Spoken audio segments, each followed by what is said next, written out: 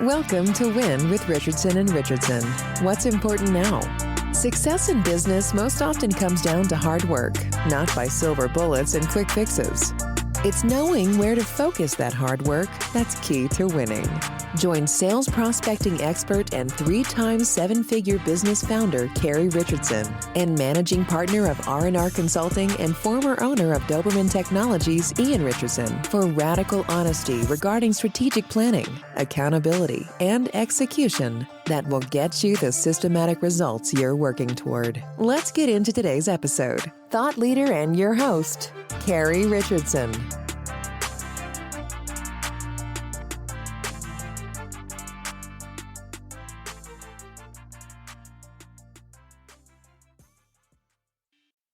Hello and welcome to WIN. I'm your host, Ian Richardson from Richardson and Richardson Consulting, and today I'm joined by my good friend Alex Stratilatov from Lansing Legal Group. Alex, how you doing today? I'm doing good, Ian. Thanks for having me on. Hey, thanks for being here. We appreciate you taking some time out of your day to talk with the viewership of WIN. Alex is a graduate of the Michigan State University College of Law, as well as the University of Wisconsin Whitewater. He's bilingual in both English and Russian and a partner at Lansing Legal Group PLLC, where he practices in the focuses of business and contract law, mediation, and real estate. And he also focuses on new business development. When he's not busy helping entrepreneurs navigate their legal needs, he spends time with his wife and their 2 dogs. He's a practicing musician and enjoys books around sci-fi and fantasy. And you're finishing up the first book in a series, Alex. What are you focused on right now? Yeah, I'm currently reading through The Wheel of Time by Robert Jordan. Really good. That's an awesome book about leadership and kind of having to rise to the challenge of leadership. I'm a huge fan of that series. And when we're thinking about challenges, WIN here always follows a format where we talk about business challenges, achievements, and opportunities. And that's the perfect segue into the first segment on the show. Alex, you and the Lansing Legal Group team, you guys are a new business. And you're jumping into not only a crowded and saturated market, but it's legal services. It's difficult to necessarily differentiate. How are you guys tackling that right now? Yeah, I mean, that's a great question, Ian. So, really, in our analysis of the market, I think we came to the conclusion that what's really missing here in Lansing is more than just, Googling an attorney and calling them up. I think what we think sets us apart is the relationship building. Our practice is centered first and foremost on ethics and integrity and doing what our client needs. If there's a situation that we can get it done for them the right way, that's what we're going to do, even if it means a lower profit margin or if it extra hours or whatever. That's our goal. And so that's been really a kind of the way we've approached that challenges by setting ourselves apart as being the attorneys that are there for you first, and we'll get it done. Yeah, to focus on that client experience is such a key differentiation tactic, and that's true in I've seen this industry after industry after industry. My background's in technology, and it's technology services. Like, hey, I call you guys when my printer breaks, Right? And it's like, why would I pay you X, and when someone else will fix it for Y? And it's around that experience. It's around figuring out what that person needs. And so I have to imagine if you were talking with 5 different entrepreneurs or 10 different entrepreneurs, each set of needs are going to be unique. How do you guys go about capturing that? What do you guys do to focus on making sure you understand the needs well? Right. Yeah. So I never like to just, when I get a call, hey, I need a lease drafted. It's never as simple as drafting that document. I like to delve into the context. What are goals are you trying to accomplish by getting that space, right, for your business? Why are you leasing it? Maybe there's a consideration that you haven't thought of that would be important for you to have in that document based on what you're trying to accomplish, the history of your company, your relationship with whoever you're dealing with. So I think there's a lot more than just the provision of legal services involved if you really want to provide that quality experience.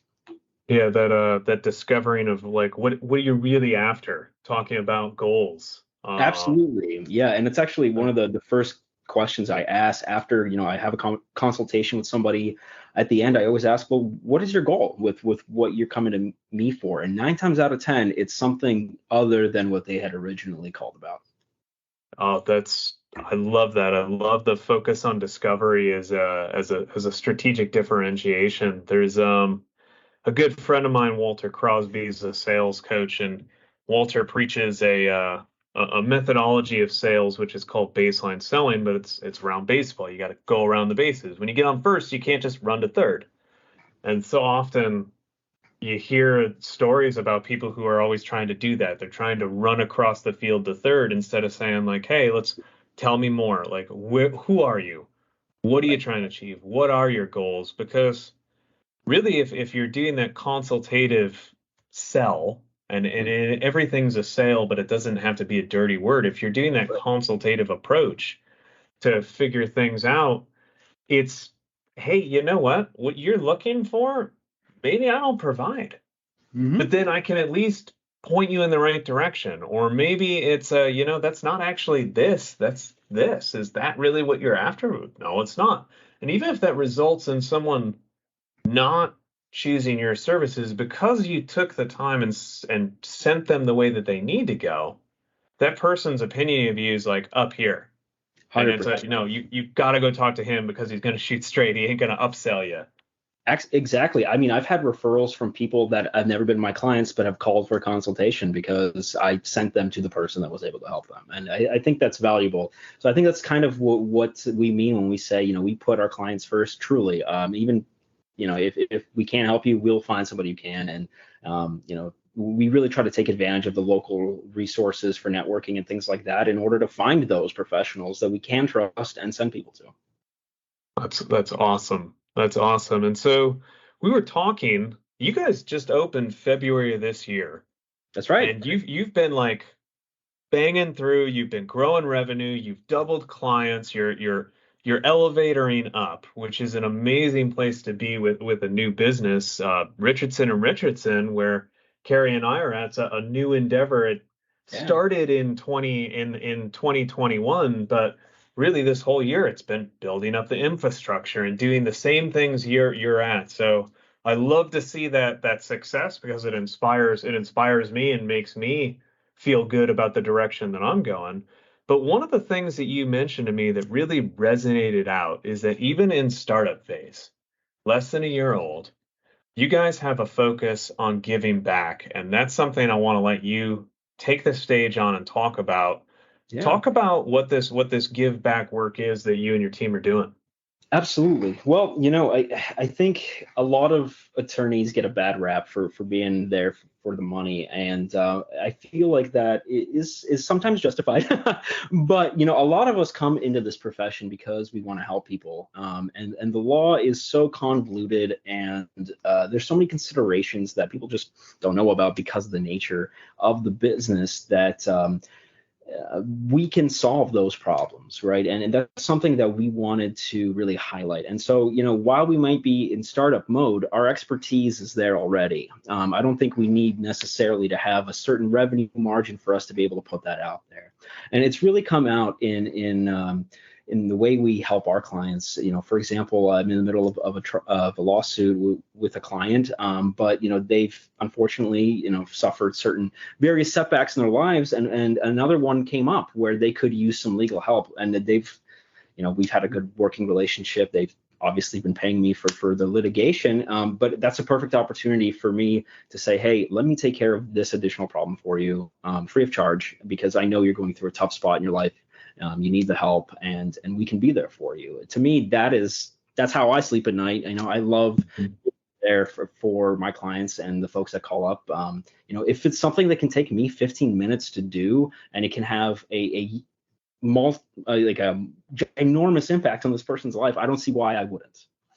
Yeah, that pay it forward, lead with giving is such it's a mindset, isn't it? Right? Like it's one of those things where it's okay, well, like, hey, how can I help? Well, like this or that or this. Well, I'm there. Let's do it. Yeah, absolutely. It's that the book that resonates with me as the go-giver, and I can't remember who it's by, but if you Google that audience, you'll always be able to see that come on up by Bob Berg, the Go-Giver, which is one of those business books that's really crafted around a story, right? And using story as the medium on it. But just if you approach everything with, hey, how can I help this person? It always sorts out. Absolutely. Everything always sorts out in the end. Absolutely. And I found, the more people you help, the more they're willing to help others, including yourself, right? And if you help somebody out, they'll think of you when they know that they can, and they'll send business your way. And that's kind of how we've done things. Most of our business comes from referrals, right? We advertise a little bit, but really it's on our goodwill essentially in the community. And I'd like to keep it that way. Yeah, that word of mouth where someone says, hey, you got to call him, have that seat at the table, have that conversation, which then allows you to go back to that focus on differentiation and talk through those goals instead of just, oh, you want a lease? Yeah, sure, it'll be this. Exactly. So I love that. Looking at the opportunity that you guys are popping in, and we just talked about lease. You've got a couple of legal segments, business law and real estate, that you're pretty passionate about, and you've identified a potential market that you'd like to dive in and target. And so I'd love to talk about two different things. Talk to us about why you're choosing the segment that you want to choose, and I'll let you introduce this to it. But then also I want to follow up with how you went through the concept of saying, hey, I see a need in this segment. This is a segment that I think we can differentiate ourselves in. We could target it. Because so often the listeners of WIN and the fellow entrepreneurs are saying, like, look, I've got to figure out a new segment. I've got to go after market share, capture, whatever. And it's tough to figure out what to do next to 100%. Put on that future site. So what move are you about to make? Yeah, so lately I have been really working my way into the space of helping people deal with their HOA or set up an HOA for their neighborhood and things like that. And really, it's been kind of a discovery that kind of fell into my lap that there was an opportunity here. I started to get several calls a week about, hey, can the board of directors do this? Or I think the money's not being spent effectively. Or my neighborhood doesn't have a homeowner association, but we'd really love to put in a community pool. How do we go about that? And I think one thing that's really great about kind of that market space is, in law school, my corporate law professor always used to say there are no legal problems, there are only people problems. And I think an HOA situation really exemplifies that. And so for me, I get to go in there. There's a little bit of business going on because HOA is a corporation. You're dealing with real estate too. So it really melds my passions. And then plus, I get to help people resolve those people problems. And at the end of the day, if we can solve that, the legal stuff falls into place. And so just getting all of these phone calls and seeing that there's this stuff going on in the world and nobody's really sure how to do it really made me think about my initial draw into law, right? I want to help people, and this is a daily interaction with the legal system. Oh, yeah. Nice. So it kind of fits. So how did you identify? Like, I mean, you touched on it. You had an opportunity come in. And then as you started pursuing that opportunity, it started to grow. And we were talking earlier around, like, hey, there's a crowded, saturated market. I got to imagine that there's options around there in there. But how do you guys, when you're looking at all the different avenues that you could be pursuing, and even if you're just looking at current caseload and things like that, how are you judging, hey, this is strategically, this is the direction we want to pursue? I think we should create a focus. However you might dive into there. How are you identifying those segments and choosing to pursue them? Sure. I think that comes out to a couple of different factors. I don't think we can really discount the fact that it's a profitable area for us, right? That's a factor in it. But really, more so than that, it's looking at the areas where, despite kind of the legal presence in Lansing, we have a lot of firms around here that focus on bigger fish, quote unquote, and not enough of this more of your kind of local issues. And that's kind of how we settled on this front. We have a lot of people around here that live in great communities that have HOAs and things like that, but not enough of the legal market services those needs because they're really case by case, or you have to get in when the subdivision is being put up or this and that. But dealing with the individual issues that arise now, that's kind of a small service for a big firm, or it could be too much work for a little firm. And I've been lucky enough to kind of put myself in the position to learn about that and fill that niche in a way that I don't think is as readily available with other legal service providers in the area. So almost a competitive space analysis where, hey, like this particular segment of real estate and business law isn't being fulfilled. I love that opportunity identification, that opportunity dive in focus. And so with that sort of an opportunity, when you guys recognize that and you say, all right, this is the focus we're going to dive in on, we're going to go after that. The one thing that resonated up with me is you said, hey, there's a need that's not being served. And that is such a key strategic, like it's that pattern and trend analysis around, hey, I'm seeing this. There's a lot of folks here who practice real estate law. There's a lot of folks here who practice business law, but this area is being underserved. And that's kind of being a strategy guy. It gives me the goosebumps running up the arm when I hear someone saying like, oh yeah, we looked at this and we saw this, and then we saw an underserved area. We saw this pattern or trend coming through. That's super cool. Are you and your team, you're doing some routine cadence around like coming together and huddling up and saying, all right, like what's next? Oh yeah, absolutely. I mean, one of the big things for me when I was thinking about, leaving law firm life and starting my own, was to make sure that we had those things in place. I think all too often we get caught up in the day-to-day and we don't think about how that each action impacts our goal. And so I spent a couple of months before opening the doors really kind of putting that plan together, setting up a schedule of, hey, every week we'll have a case review, every 2 months we'll have a marketing review or whatever, so that we don't forget about these things. We don't let it fall to the back burner because it's easy to let that happen. But, it's without having an analysis period of where are we, you can't really see where you're going to go. It's just, I mean, you should always keep moving forward, and you can take one step at a time, but it's a lot easier when you have a map. I love that. Have the roadmap to success. That's an excellent place to kind of wind down on there. Alex, I really appreciate you taking time out of your day. I know that you and your team are busy and joining here and sharing some of your knowledge and sharing your story with the guests on WIN. If you're interested in getting a hold of Alex and his team, you can go to lansinglegalgroup.com. He's active on LinkedIn. Go ahead and connect with him there. Follow his company on there. Alex, thanks so much for joining us here. Yeah, thank you for having me, Ian. Love the show. Always great insights here, so pleasure to be a part of it.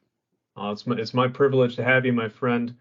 And if you're interested in being on WIN or checking out our blogs, looking at previous episodes, looking at any of our webinars, you can find Richardson & Richardson online at r&r.consulting. I'm Ian Richardson. Connect with me on LinkedIn if you like. Reach out to me if you'd like to be a guest on WIN. You can go to r&r.consulting/connect and self-book yourself in, just like Alex did. And until next time, take it easy. You've been listening to WIN with Richardson & Richardson.